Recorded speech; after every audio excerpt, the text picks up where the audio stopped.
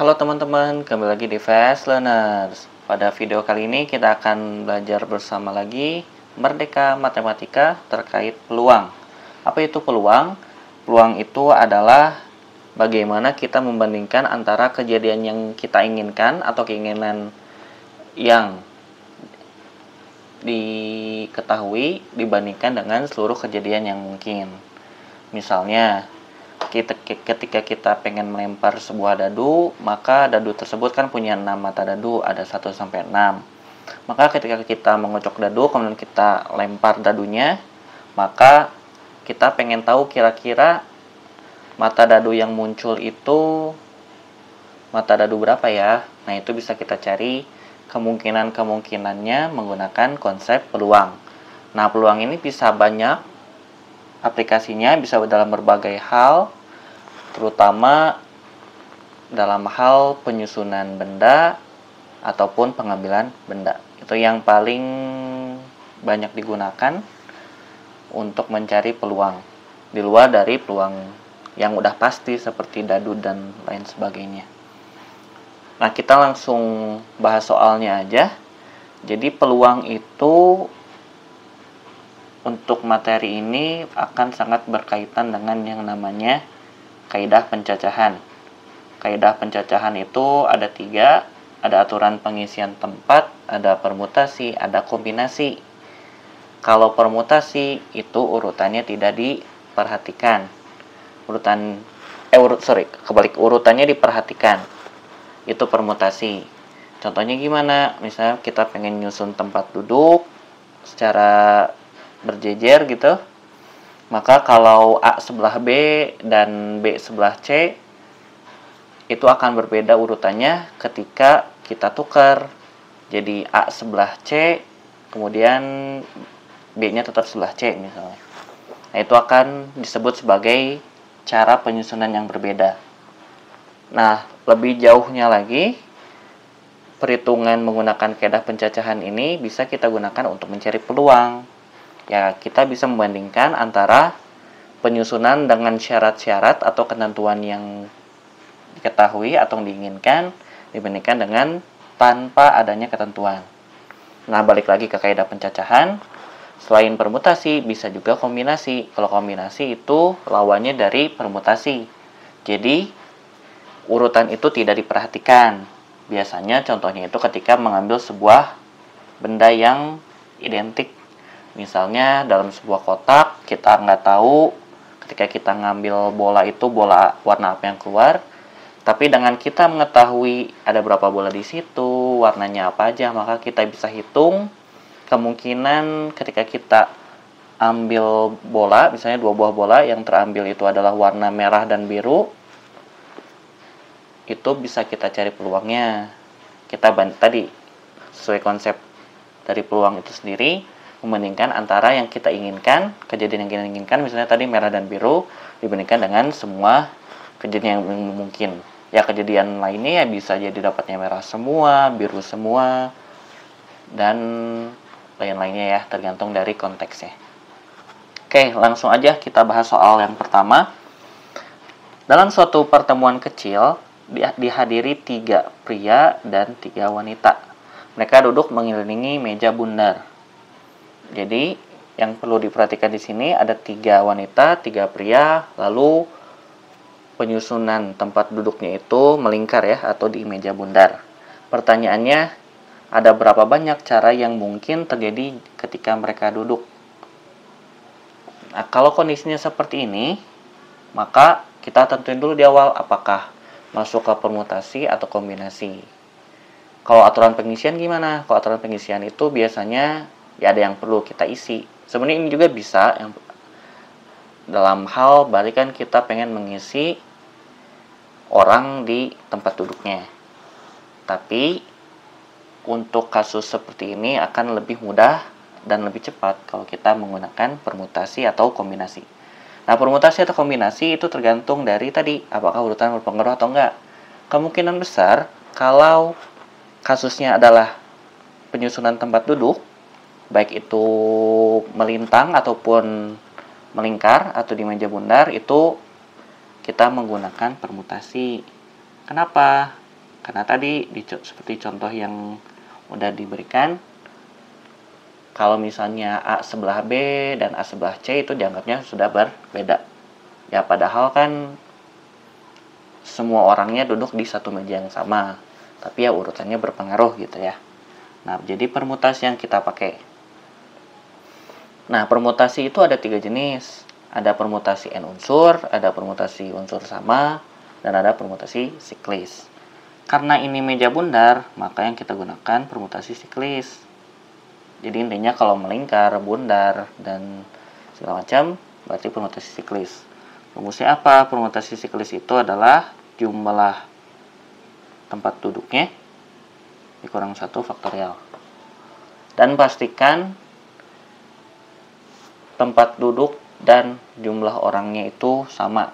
Ya ada 6 kursi dan 6 orang juga. Kalau misalnya beda gimana? Kalau misalnya beda ya disesuaikan dengan tadi kursinya ya, tempatnya. Oke, berarti untuk yang A tinggal kayak gini aja. N-nya berapa? Berarti ada 3 pria, 3 wanita, berarti 6. Berarti 6 kurang 1, 5 kan ya? 5 faktorial berapa? Cara ngitungnya adalah 5 kali dikurang 1, 4 kali 3 kali 2 kali 1. Jadi berapa? 120. Oke. 120 ya. Nah, ini untuk yang soal yang A, 120 jawabannya. Jadi yang A itu 120. 120 cara. Oke. Selanjutnya, yang B. Yang B itu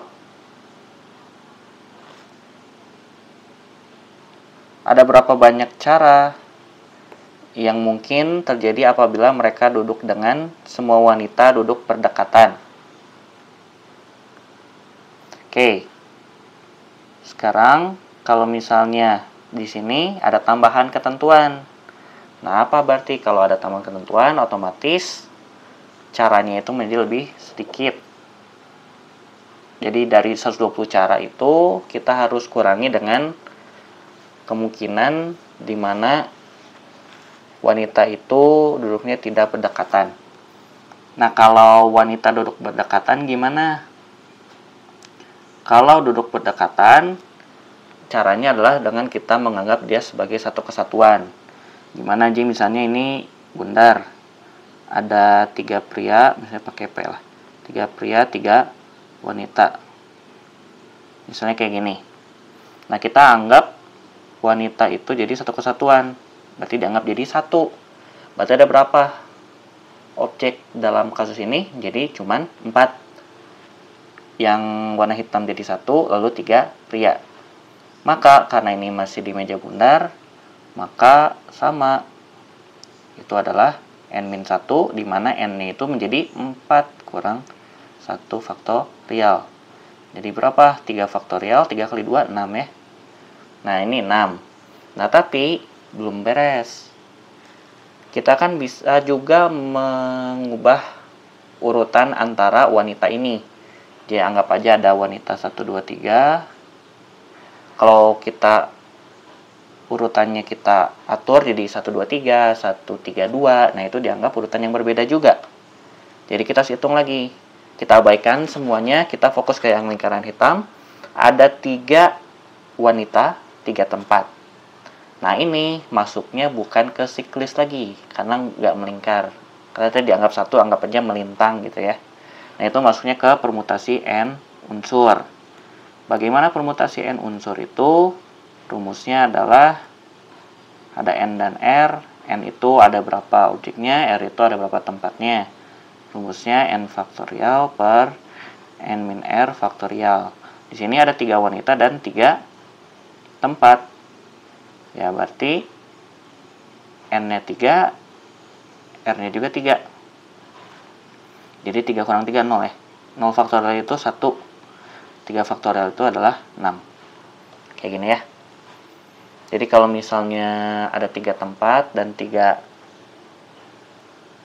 orang, berarti N-nya 3, R-nya 3. Jadi N itu tempatnya, ya tempatnya atau orangnya ada berapa. Nah, R itu berapa orang yang pengen ditempatkan. Jadi kalau misalnya kursinya cuma 2, berarti kan cuma 2 orang yang ditempatkan, berarti R-nya 2. Kayak gitu. Nah, sekarang gimana? Ada 2 nilai ini, ada 6 dan 6 juga. Karena ketika kita tukar posisi wanitanya, jadi misalnya ditukar prianya pindah ke, jangan prianya deh, wanitanya pindah ke diantara 2 pria misalnya. Nah, ketika kondisinya berubah seperti itu, maka urutan wanitanya dalam satu lingkaran hitam masih bisa ditukar lagi. Berarti kan bisa berkali-kali ya. Makanya jadinya dikali. Sederhananya gitu. Jadi 6 kali 6 berapa? 36 cara. Dapat dilihat ya, berarti lebih sedikit. Oke, yang C. Apabila 2 wanita tidak duduk berdekatan, berapa banyak cara mereka bisa duduk? Berarti maksudnya gimana? 2 wanita tidak duduk berdekatan. Berarti yang bertiga boleh ya kalau bertiga. Kalau bertiga maksudnya dua wanita juga ya, 2 wanita berdekatan juga ya. Berarti kalau yang C dibalik, kalau tadi ketiga wanitanya itu harus nyatu, kalau ini justru harus dipisah. Berarti gimana? Ya masih siklis juga, tapi misalnya harus bergantian gitu ya. Pria wanita gitu. Berarti gimana? Kita bisa anggap wanita dan prianya itu jadi satu kesatuan, jadi satu paket. Pria wanita. Berarti ada berapa? Ada 3 ya. Maka untuk yang siklisnya jadi 3 kurang 1 faktorial 2 ya. Nah, terus bagaimana untuk setiap yang di dalamnya? Apakah pria dan wanitanya bisa ditukar? Bisa ya. Jadi yang pertama, tapi yang jelas kalau kita pengen tukar itu ketika yang lingkaran hitam pertama ditukar, pria dan wanitanya, maka yang kedua lain juga ditukar kan? Berarti kemungkinannya berapa? Kemungkinannya cuma 2. Jadi PW dan WP gitu, pria wanita dan wanita pria. Jadi dikali 2 lagi. Jadi totalnya 2 kali 2. Jadi 4 cara. Oke, itu jawaban untuk yang pertama. Oke, soal berikutnya. Jika sebuah kantong berisi 6 bola merah dan 4 bola biru, akan diambil 2 bola berturut-turut, berapa peluang terambilnya 2 bola biru? Jika A dengan pengembalian dan B tanpa pengembalian. Nah, apa bedanya? Kalau dengan pengembalian, maka ketika kita ambil 1 bola, misalnya bola merah, nah bola merahnya itu dimasukin lagi ke dalam kantong. Kalau tanpa pengembalian berarti ya nggak dimasukin lagi ke kantong, langsung dikeluarin. Oke. Nah, sekarang bagaimana cara kita mencari peluangnya? Di sini peluang terambilnya 2 bola biru. Berarti kan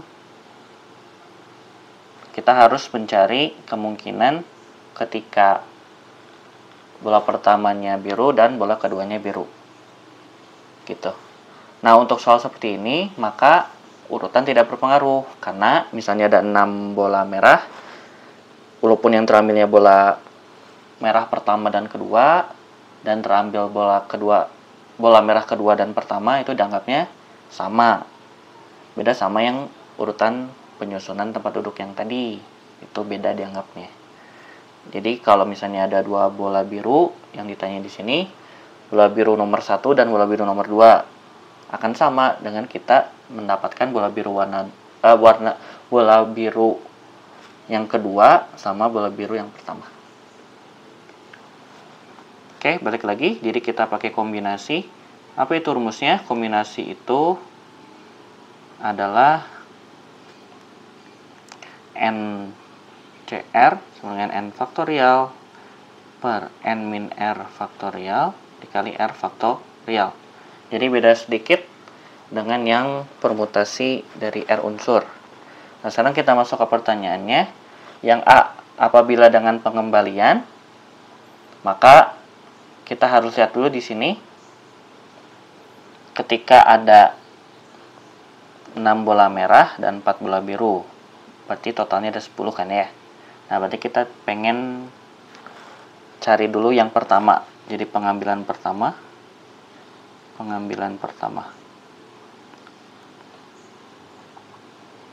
Oke. Berarti anggap aja kita ambil bolanya satu-satu, kan di sini disebutnya diambil 2 bola berturut-turut ya, diambilnya satu-satu.